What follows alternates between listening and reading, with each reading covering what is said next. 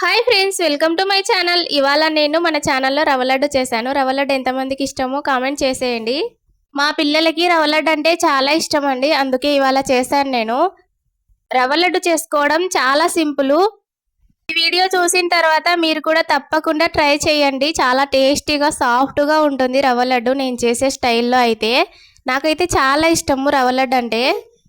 మా పిల్లలు స్కూల్కి వెళ్ళొచ్చేసరికి చేసే మమ్మీ రవ్వ లడ్డు, చాలా రోజులయ్యే రవ్వ లడ్డు చేయక అని చెప్పి వెళ్ళిపోయారు. సో నేను వాళ్ళు వచ్చేసరికి నేను రవ్వ లడ్డును ప్రిపేర్ చేస్తున్నాను అనమాట.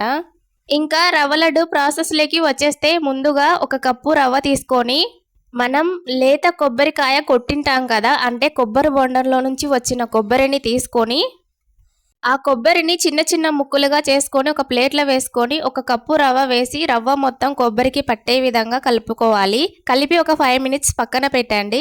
ఇంతలోపు మనం కడాయి పెట్టుకొని నెయ్యి వేసుకొని అందులో డ్రై ఫ్రూట్స్ వేసుకొని వేయించుకోవాలి. రవ్వ లడ్డులో కంపల్సరీగా డ్రై ఫ్రూట్స్ అనేది ఉండాలి, టేస్ట్ బాగుంటాయి అన్నమాట.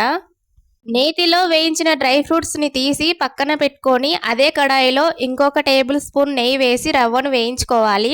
రవ్వ బ్రౌన్ కలర్ వచ్చేంత వరకు వేయించేసుకొని స్టవ్ ఆఫ్ చేసి ఒక కప్పు రవ్వకి 1 కప్పున్నర షుగర్ తీసుకొని మిక్సీకి వేసుకోవాలి. మిక్సీలోనే మనం 2 యాలకుల్ని వేసుకొని షుగర్ పౌడర్ని రెడీ చేసుకోవాలి. ఆ షుగర్ పౌడర్ని మనం ముందుగా వేయించుకున్న రవ్వలో వేసి బాగా కలుపుకోవాలి. కలుపుకున్న తర్వాత కిందికి తీసేసుకొని నేను ఇక్కడ కింద కూర్చొని చేస్తున్నాను రవ్వ లడ్డు. ఆ రవ్వలో ముందుగా వేయించుకునే డ్రై ఫ్రూట్స్ అలాగే పాలు వేసి 1 గంట సేపు నాననివ్వాలి. పక్కన పెట్టాలి రవ్వనంతా.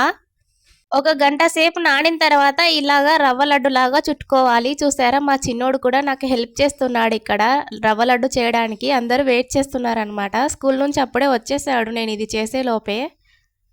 ఏదైనా చేసేటప్పుడు దానికి హెల్ప్ చేయడం కంటే చెడగొట్టడానికి ముందుంటారు మా పిల్లలు. చూసారా, మా చిన్నోడు నేను లడ్లు చుడుతుంటే వాటిని చెడగొట్టేస్తున్నాడు.